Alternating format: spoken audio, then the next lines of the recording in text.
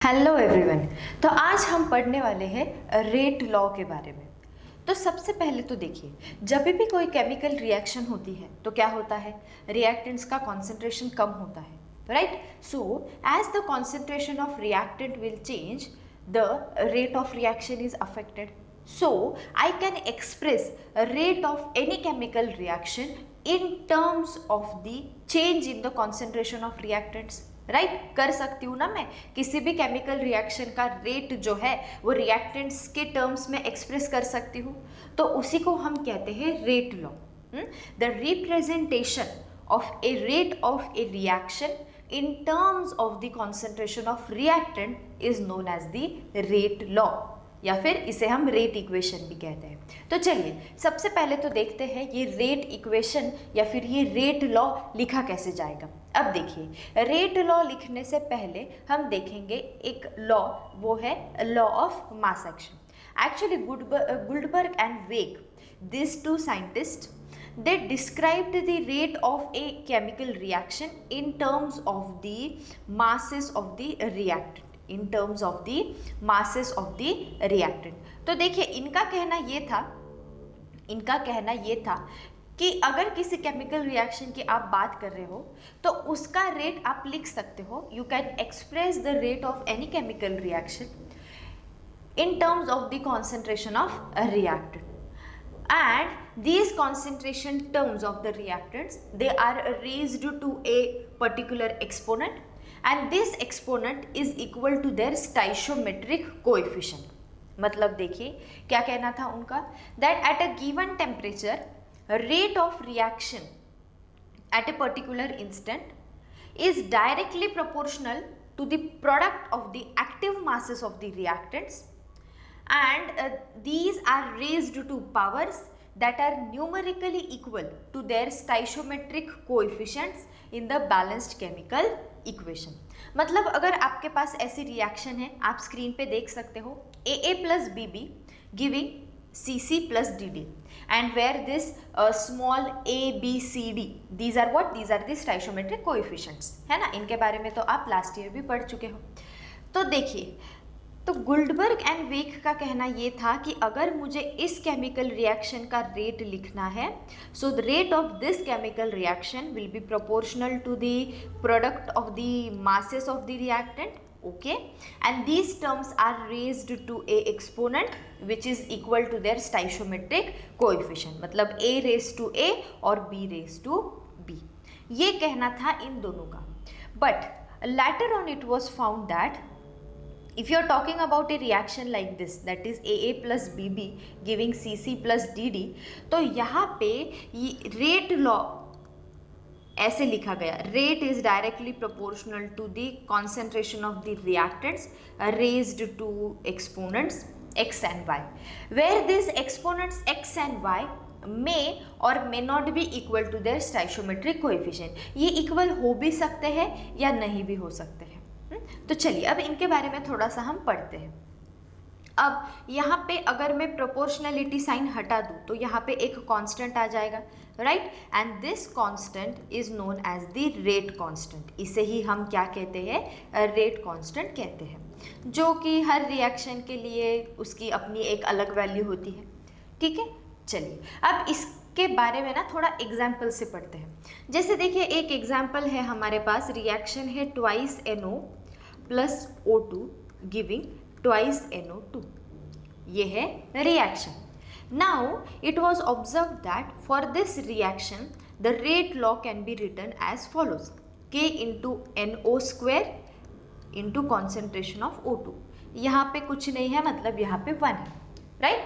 So now see, for this reaction the exponents x and y are equal to this stoichiometric coefficient. अब इस reaction में क्या हो रहा है, जो कोई एक्सपोनेंट्स हमने लिखे हैं 2 और 1, वो उसके stoichiometric coefficients के बराबर है. ठीक है, अब यहाँ पे कोई प्रॉब्लम नहीं है. लेकिन एक दूसरी रिएक्शन देखिए, for example hydrolysis of ester, CH3COO C2H5 plus H2O forming CH3COOH and C2H5OH. ये है एक रिएक्शन। जब ये रिएक्शन करवाई गई, when this reaction was done, then it was observed that for this reaction the rate law is written like this: K into concentration of the ester and concentration of H2O raised to 0। यहाँ पे 0 और यहाँ पे 1। मतलब यहाँ से क्या पता चल रहा है, देखिए उस रेट इक्वेशन को ध्यान से देखिए। आप क्या देख सकते हो, जो रिएक्शन का रेट है वो सिर्फ एस्टर के कॉन्सेंट्रेशन पे डिपेंड करता है, वाटर के नहीं। क्यों? क्योंकि वाटर के कॉन्सेंट्रेशन के टर्म को हमने 0 लगाया है ऊपर। So you know any number raise to 0 is equal to 1। So basically the rate law will become like this: rate is equal to K into just the concentration of ester। तो इस case में क्या हुआ, इस case में जो H2O वाली term थी वो तो हमारे रेट इक्वेशन या रेट लॉ में तो आ भी नहीं रही है। तो हम यहाँ से क्या देख सकते हैं, हम यहाँ से ये देख सकते हैं कि the stoichiometric coefficients they will not be the exponents always. हमेशा ऐसा नहीं होगा कि जो एक्सपोनेंट्स है x और y वो स्टाइशोमेट्रिक कोएफिशिएंट्स के बराबर ही होंगे। वो कभी कभी हो भी सकते हैं या कभी कभी नहीं भी हो सकते हैं, राइट। अब इसके बाद हम बात करेंगे ये x और y के बारे में। तो देखिए ये जो x और y, ये जो हमने एक्सपोनेंट्स कहे हैं, जब इनका हम सम करते हैं, the sum of the exponents gives the overall order of the reaction। तो यहाँ पे हम एक नई टर्म पढ़ने वाले हैं, that is the order of a reaction and it is given by the sum of the exponents that are present in the rate law for a reaction। किसी भी रिएक्शन का जब हम रेट लॉ लिखते हैं तो जो रिएक्टेंट के टर्म्स को हम जो एक्सपोनेंट्स असाइन करते हैं, उन एक्सपोनेंट्स का जब हम सम करेंगे तो हमें मिलेगी उस रिएक्शन की order. So basically order is the sum of the exponents to which the concentration terms in the rate law are raised, to which the concentration terms of reactants are raised in the rate law। मतलब जैसे ये जो reaction थी हमारी AA plus BB giving CC plus DD, ये जो reaction थी, चलिए मैं फिर से एक बार लिखती हूँ। तो इस रिएक्शन के लिए हमने रेट लॉ क्या लिखा था, rate is equal to K into concentration of A raise to X into concentration of B raise to Y। So here therefore the overall order of reaction will become X plus Y। Order क्या आ जाएगी, X plus Y। अब देखिए जैसे हमने यहाँ पे कुछ एग्जाम्पल्स देखे थे ना रिएक्शन के, फॉर एग्जाम्पल ये वाली रिएक्शन जो अभी हमने देखी थी, twice NO plus O2 giving twice NO2। तो इसके लिए हमने रेट लॉ क्या लिखा था, rate is equal to K into concentration of NO raise to 2 and concentration of O2। So here the overall order will be, overall order of reaction will be 1 plus 2, that is equal to 3। So this is a third order reaction, this is a third order reaction। जैसे हमने hydrolysis of ester की जो reaction देखी थी वो क्या हो जाएगी, वो हो जाएगी first order reaction. So remember this order of reaction can be 0 और इवन फ्रैक्शनल। ये ऑर्डर जो होती है ये फ्रैक्शनल भी हो सकती है, ये 0 भी हो सकती है, okay. And then now see, अब देखिए जैसे अगर मैं आपको एक एग्जाम्पल दे दूँ, सी फॉर एनी रिएक्शन, एक रिएक्शन थी उसके लिए जो रेट लॉ था वो ऐसे लिखा गया, rate is equal to K into concentration of A raise to 2 and concentration of B raise to 1। तो इस केस में आप ऑर्डर क्या बताओगे रिएक्शन की, order will be equal to 1 plus 2 that is equal to 3। अब जैसे देखिए अगर कोई दूसरी रिएक्शन है जिसका रेट लॉ ऐसे लिखा गया है, rate is equal to K into A raise to half and B raise to 1। तो इस केस में रिएक्शन की ऑर्डर क्या लिखोगे आप, order is equal to half plus 1 that is equal to 3/2. So the order of reaction is 3/2. तो ऐसे हम निकालते हैं किसी भी रिएक्शन की ऑर्डर। तो यही से हमारे पास अलग अलग टाइप की रिएक्शंस है, जैसे zero order reaction, first order reaction, second order reaction, right. तो अगर किसी रिएक्शन के ऑर्डर ज़ीरो है तो उसे हम कहते हैं ज़ीरो ऑर्डर रिएक्शन। अगर किसी रिएक्शन के ऑर्डर 1 आती है तो उसे हम कहते हैं फर्स्ट ऑर्डर रिएक्शन। अगर किसी रिएक्शन की ओवरऑल ऑर्डर 2 आती है तो उसे हम कहते हैं सेकेंड ऑर्डर रिएक्शन, राइट। अब देखिए एक टर्म हमने पढ़ी थी रेट कांस्टेंट, याद है। तो अब सोचिए ज़रा, इस रेट कांस्टेंट का यूनिट क्या होगा? What will be the unit of this rate constant? के, याद है। तो इस रेट कांस्टेंट का यूनिट क्या होगा? अब देखिए, जैसे ये रिएक्शन थी हमारे पास AA plus BB giving CC plus DD, तो इसके लिए हमने रेट क्या लिखा था? Rate is equal to K into A raise to X and B raise to Y। अब अगर मैं इक्वेशन को थोड़ा मॉडिफाई कर दूं और ऐसे लिखूं तो चलेगा?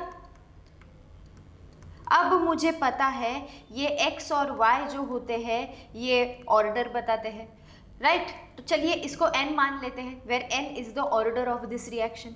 सो can I write this equation like this, rate divided by concentration raise to n। लिख सकती हूँ या नहीं? क्योंकि ये जो a और b जो मैंने ऐसे स्क्वायर ब्रैकेट में लिखे हैं ये हमें क्या बताते हैं? ये हमें रिएक्टेंट का कॉन्सेंट्रेशन ही तो बताते हैं। तो ओवरऑल मैं इसको ऐसे लिख सकती हूँ, कॉन्सेंट्रेशन रेज टू n। चलिए अब देखिए, अब हम क्या करेंगे, ये जो अलग अलग ऑर्डर के रिएक्शंस है, मतलब ज़ीरो ऑर्डर, फर्स्ट ऑर्डर और सेकेंड ऑर्डर, इनके लिए रेट कांस्टेंट का यूनिट निकालते हैं। जाहिर सी बात है ऑर्डर अलग होगी ना, n की वैल्यू अलग आएगी बच्चों, तो रेट कांस्टेंट भी बदलेगा। चलिए अब एक 1 बाय 1 हम देखते हैं। सबसे पहले बात करते हैं, चलिए यहाँ पे लिखती हूँ मैं ऑर्डर, ओके, और यहाँ पे आएगा उसका unit, unit of the rate constant. चलिए पहले बात करते हैं ज़ीरो ऑर्डर रिएक्शन की। अब देखिए, अगर उसकी ऑर्डर ज़ीरो है, मतलब n is equal to zero है, तो यहाँ पे ये जो रेट का इक्वेशन है ये कैसे बन जाएगा? k is equal to, rate हम किस में मेजर करते हैं? याद कीजिए, हमने शुरुआत के लेक्चर में ही पढ़ा था, rate is nothing but the change in concentration. तो क्या मैं रेट को ऐसे लिख सकती हूँ, मोल पर लीटर, है ना, मोल पर लीटर पर second, change in concentration in the time पर unit time, divided by the concentration raise to n। अब देखिए, जब ज़ीरो ऑर्डर की बात करते हो, मोल पर लीटर पर सेकेंड, इसको ऐसे लिखते हैं। चलिए, जब आप कॉन्सेंट्रेशन की बात करते हो तो ये कॉन्सेंट्रेशन की जो टर्म है it is raise to zero. Now any number raise to zero is what? Equal to 1। Any quantity raise to zero is equal to 1। तो क्या ये सिर्फ इतना ही बचेगा, मोल पर लीटर पर सेकेंड, यस और नो? तो यहाँ से देखिए, ज़ीरो ऑर्डर का जो रेट कांस्टेंट होगा उसका यूनिट क्या आएगा? मोल पर लीटर पर सेकेंड, यस और नो? मोल पर लीटर पर सेकेंड। अब देखिए फर्स्ट ऑर्डर की बात करते हैं। चलिए let us talk about the first order reaction. अब देखिए first order reaction, first order के लिए बच्चों n क्या होगा? 1। फिर k कैसे लिखोगे आप? मोल पर लीटर पर सेकेंड, ये तो रेट का यूनिट हो गया, और into 1 upon concentration raise to 1। अच्छा, कॉन्सेंट्रेशन किस में बताते हो? मोल पर लीटर में ही ना, मोल पर लीटर में ही, ओके। अब देखिए, मोल पर लीटर पर सेकेंड इंटू 1 अपॉन मोल पर लीटर। रेट हम बताते हैं मोल पर लीटर पर सेकेंड में, क्यों? क्योंकि हमने देखा था रेट मतलब ही क्या होता है? Change in concentration divided by time. लेकिन जब सिर्फ कॉन्सेंट्रेशन की बात करो तो कॉन्सेंट्रेशन किस में बताते हैं? मोल पर लीटर में। अब देखिए ये दोनों हो गए कैंसिल, आपका यूनिट आ गया पर second. So the unit of rate constant for a first order reaction is second inverse, okay अब चलिए एक और देख लेते हैं, जैसे सेकेंड ऑर्डर रिएक्शन की बात करते हैं। Second order reaction, second order reaction मतलब उसके लिए n इज इक्वल टू 2 है। कैसे लिखोगे रेट कांस्टेंट का इक्वेशन, मोल पर लीटर पर second into 1 upon concentration term का ये स्क्वायर हो गया। अब देखिए कैसे आएगा ये, मोल पर लीटर पर सेकेंड इनटू 1 अपॉन मोल पर लीटर का स्क्वायर, मोल पर लीटर का स्क्वायर। तो देखिए आप ऐसे भी कर सकते हो, ये जो मोल पर लीटर है ये स्क्वायर कैंसिल हो गया, तो यहाँ पे क्या बचेगा, यहाँ पे बचेगा, नीचे बचेगा सिर्फ पर सेकेंड और यहाँ पे मोल पर लीटर। जब ये ऊपर आएगा मोल पर लीटर तो क्या हो जाएगा, इनवर्स लोगे तो क्या होगा, लीटर पर मोल हो जाएगा, राइट। सो लीटर पर मोल पर सेकेंड। तो यहाँ पे आपके रेट कांस्टेंट का यूनिट क्या आया, लीटर पर मोल पर सेकेंड। तो देखिए यहाँ से हमने 3 ऑर्डर के लिए रेट कांस्टेंट निकाले, 0 order reaction, first order reaction and the second order reaction. अब देखिए कुछ एग्जाम्पल्स देखते हैं, चलिए सिंपल सिंपल एग्जाम्पल्स देखेंगे। मान लीजिए कोई एक रिएक्शन है, उसके रेट कांस्टेंट की वैल्यू है, मान लीजिए कोई एक रिएक्शन है उसके रेट कांस्टेंट की वैल्यू है बच्चों 2.2 इंटू 10⁻³ मोल पर लीटर पर सेकेंड। तो बताइए ऑर्डर क्या होगी, वीडियो को पॉज कीजिए और सोचिए रिएक्शन की, उस रिएक्शन की ऑर्डर क्या होगी। आप यूनिट देखिए रेट कांस्टेंट का क्या है, मोल पर लीटर पर सेकेंड। तो क्या ये रिएक्शन 0 ऑर्डर होगी, it will be A 0 order reaction, yes और नो। अगर मान लीजिए किसी रिएक्शन का रेट कांस्टेंट है 1.5 इंटू 10⁻² पर सेकेंड, तो सोचिए ज़रा, फिर से सोचिए, वीडियो को पॉज कीजिए और प्रेडिक्ट कीजिए इस रिएक्शन की ऑर्डर क्या होगी। तो देखिए रेट कांस्टेंट का यूनिट क्या है, पर सेकेंड। तो क्या ये रिएक्शन फर्स्ट ऑर्डर रिएक्शन होगी, यस और नो, यस और नो। तो देखिए रेट कांस्टेंट के यूनिट से हम प्रेडिक्ट कर सकते हैं उस रिएक्शन की ऑर्डर, मतलब क्या वो 0 होगी, क्या वो फर्स्ट होगी, क्या वो सेकंड होगी। आपको चाहिए तो आप थर्ड ऑर्डर रिएक्शन का भी रेट कांस्टेंट निकाल सकते हो। ऐसे ही जैसे हमने पहले जो मेथड देखी रेट कांस्टेंट निकालने की, उसी मेथड से आप थर्ड ऑर्डर का भी रेट कांस्टेंट निकाल सकते हो, थर्ड ऑर्डर रिएक्शन का भी आप रेट कांस्टेंट फाइंड कर सकते हो। तो चलिए अब आगे बढ़ते हैं, let us move to the next point. अब देखिए जब हम केमिकल रिएक्शन की बात करते हैं ना, तो वो केमिकल रिएक्शन अक्सर हम कैसे लिखते हैं, बैलेंस्ड फॉर्म में। अब देखिए बैलेंस्ड केमिकल रिएक्शन दिखने में तो बहुत सिंपल लगती है भाई, कि इतने मॉलिक्यूल्स के साथ रिएक्ट कर गए और प्रोडक्ट दे गए। बट याद रखिए एक बैलेंस्ड केमिकल रिएक्शन हमें ये कभी भी नहीं बताती है कि एक्चुअल में रिएक्शन हुई कैसे, एक्चुअल में रिएक्शन हुई कैसे। मतलब जैसे मान लीजिए आप निकले मुंबई से, आप पहुंच गए पूना 4 घंटे में, ठीक है, ये तो आपकी ओवरऑल जर्नी होगी, शुरुआत यहाँ से के एंड यहाँ पे हो गया, लेकिन बीच का रास्ता आपने कैसे चुना, how did you choose the road. मतलब आप जैसे रोड से गए, आप रेलवे से गए या आप प्लेन से गए। अगर रोड से गए तो उसमें भी आपने कौन सा रास्ता चुना, मतलब जैसे ओल्ड एक्सप्रेस हाईवे चुना या नया जो न्यू एक्सप्रेस हाईवे है आप वहाँ से गए। आप कहाँ कहाँ रुके, आपकी स्पीड क्या थी, ये कुछ मैं बता पाऊँगी नहीं ना। तो वैसे ही सिर्फ बैलेंस्ड केमिकल इक्वेशन जब हम लिखते हैं तो वो हमें एक रियल पिक्चर नहीं बताती है कि असल में ये रिएक्शन हुई कैसे है। क्योंकि देखिए बहुत सारे केमिकल रिएक्शंस केमिस्ट्री में ऐसे हैं जो एक स्टेप में नहीं होते, जो एक स्टेप में नहीं होते, वो बहुत सारे स्टेप्स में होते हैं। अब देखिए जो रिएक्शंस एक स्टेप में होते हैं ना, उन्हें हम कहते हैं elementary reactions. The reactions that take place in one step, the reactions that take place in one step, they are called as elementary reactions। उन्हें हम क्या कहते हैं, elementary reaction। कि भाई बहुत सिंपल था, एक स्टेप में हो गई, एक स्टेप में हो गई। लेकिन जो हमारी ऐसी रिएक्शंस है बच्चों जो बहुत ज़्यादा स्टेप्स में होती है, मल्टीपल स्टेप्स में होती है, तो ऐसे रिएक्शंस को हम अक्सर कॉम्प्लेक्स रिएक्शन कहते हैं।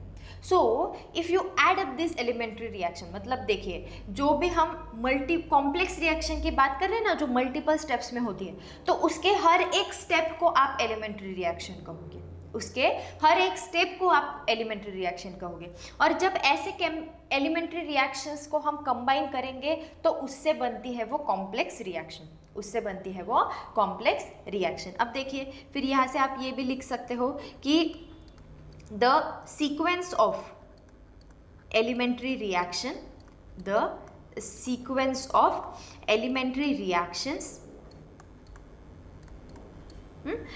Are called as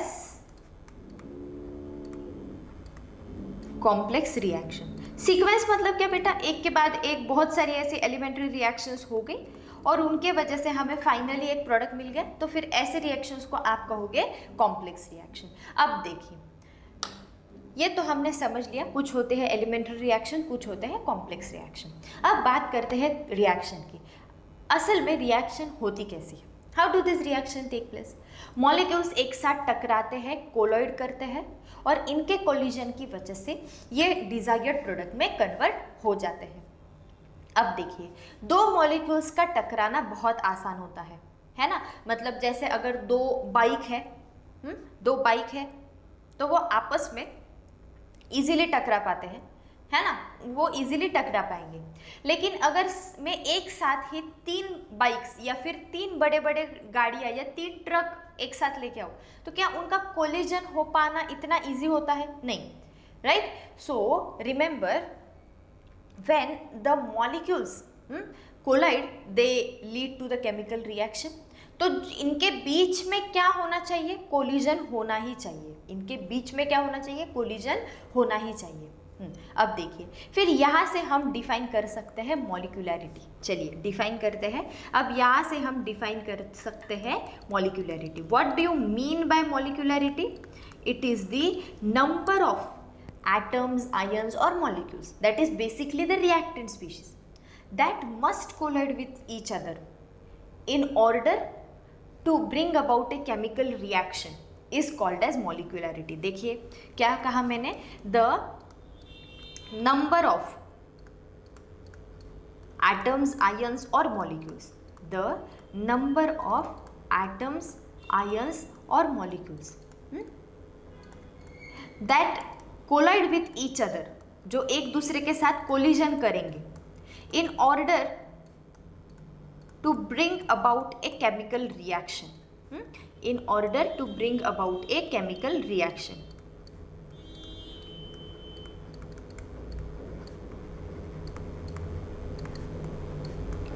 is called molecularity. उसी को हम क्या कहते हैं? मॉलिक्यूलैरिटी कहते हैं। अब जैसे देखिए फॉर एग्जाम्पल ये है हमारा एक compound that is NH4NO2, it decomposes to form N2 and twice H2। तो ये एक रिएक्शन है, राइट? तो इस रिएक्शन की मॉलिक्यूलैरिटी क्या होगी बताइए? क्या लगता है आपको? कितने रिएक्टेंट से आपके पास एक ही है, तो ये रिएक्शन कैसी है बच्चों? This is a unimolecular reaction, right? This is a unimolecular reaction. अब देखिए दूसरा एग्जाम्पल देखते हैं। चलिए दूसरा एग्जाम्पल देखते हैं। For example HI decomposes to form H2 and I2, तो यहाँ पे ट्वाइस आ जाएगा। तो इसको देख के आपको क्या लगता है? ये होगी एक बायमॉलिक्यूलर रिएक्शन, क्योंकि क्या लग रहा है? 2 मॉलिक्यूल्स रिएक्शन में पार्ट ले रहे हैं। Then another reaction we can write is for a trimolecular reaction, मतलब जब 3 molecules reaction में part लेंगे, जैसे for example twice NO2 plus O2 forming twice NO2। अच्छा यहाँ पे NO होगा, nitric oxide, twice NO plus O2 forming twice NO2। तो देखिए इस रिएक्शन की मॉलिक्यूलैरिटी क्या हो जाएगी फिर बेटा? इस रिएक्शन की मॉलिक्यूलैरिटी क्या होगी बच्चों? दिस इज अ ट्राइमॉलिक्यूलर और टर्मॉलिक्यूलर reaction.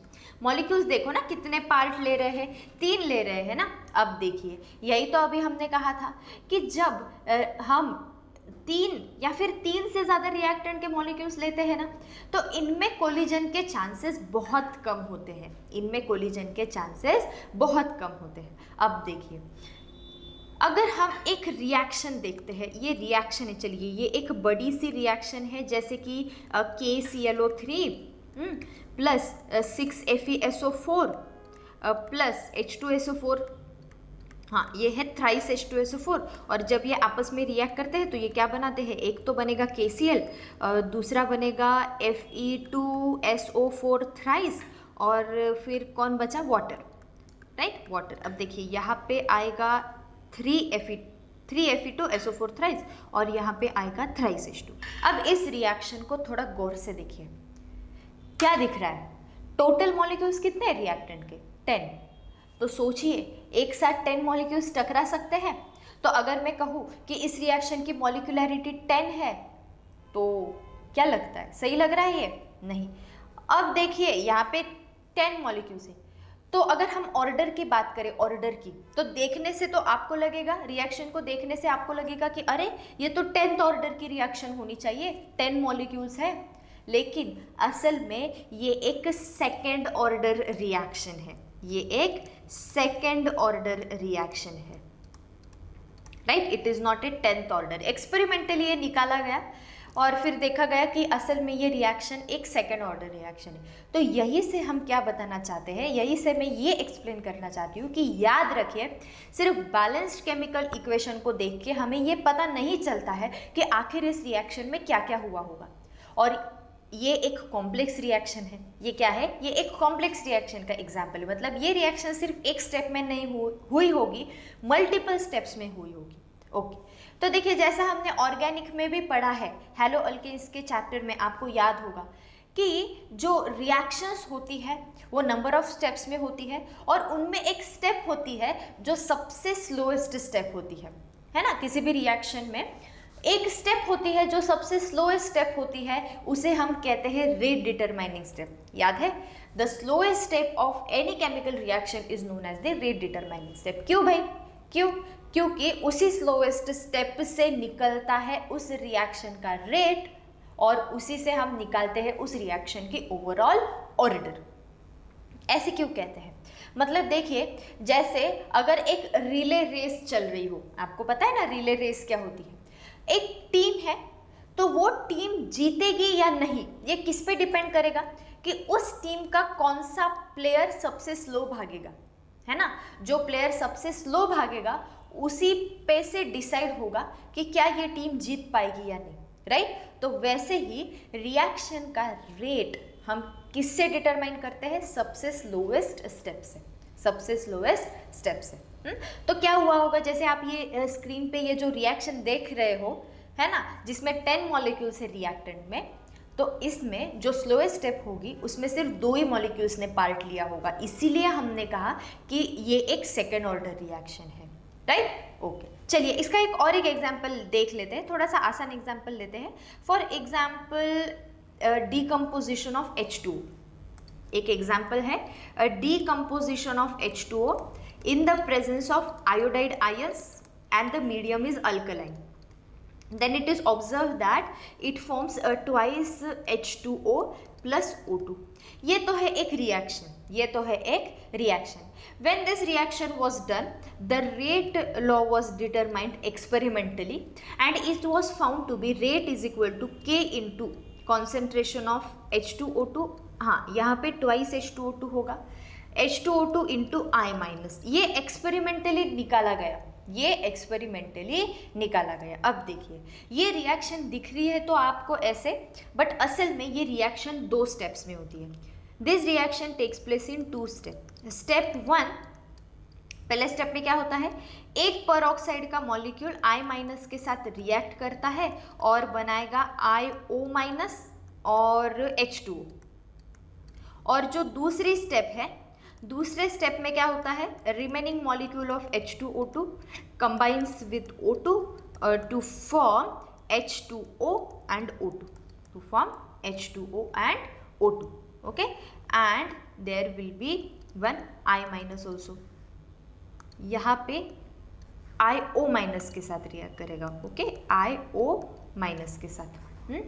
H2O2 reacts with this IO minus to form H2O2 and I minus। अब यहाँ पे देखिए, सबसे पहले तो मैं आपको ये बता देती हूँ कि ये जो पहली स्टेप है ना बच्चों, ये स्लो स्टेप है। ये जो पहली स्टेप है ये स्लो स्टेप है। अब देखिए क्या हुआ होगा, यहाँ पे H2O2 I माइनस के साथ रिएक्ट करेगा, IO माइनस H2O बनाएगा, फिर से जो सेकेंड मॉलिक्यूल है वो उस IO माइनस के साथ रिएक्ट करके फॉलोइंग प्रोडक्ट्स बनाएगा, that is H2O, O2 and I minus. अब यहाँ पे क्या आपने एक चीज गौर की है क्या?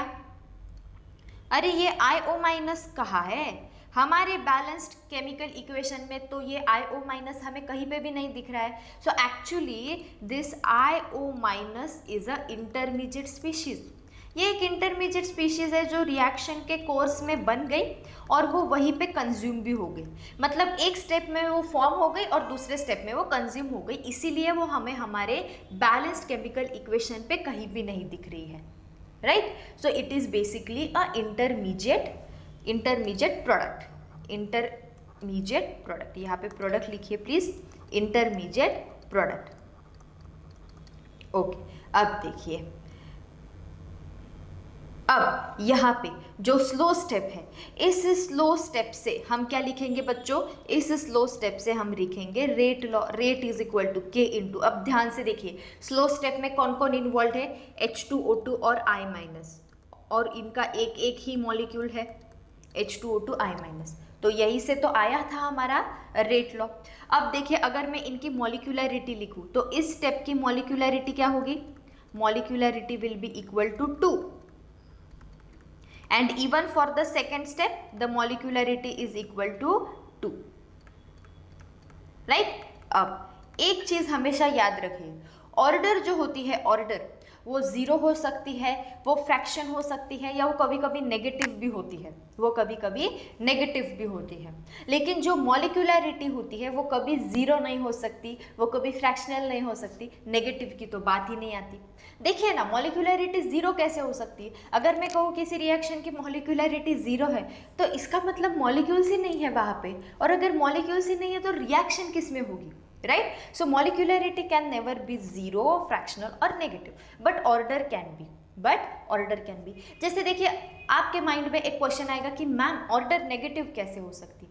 Simply understand that the negative sign just implies that as the reaction is proceeding further the concentration of the reactants is decreasing, या फिर मैं ऐसे कहूँ जैसे जैसे reactants का concentration कम हो रहा है उस reaction की order बढ़ रही है। ओके, अब यहाँ पे आगे बढ़ते हैं, चलिए। और एक चीज़ है कि जैसे एक कॉम्प्लेक्स रिएक्शन की हम बात करते हैं, कॉम्प्लेक्स रिएक्शन की स्लोएस्ट स्टेप की ऑर्डर और मॉलिक्यूलरिटी सेम है, यस और नो? स्लोएस्ट स्टेप के लिए ऑर्डर और मॉलिक्यूलरिटी जो है वो सेम आ रही है। So this is all about the order and the molecularity.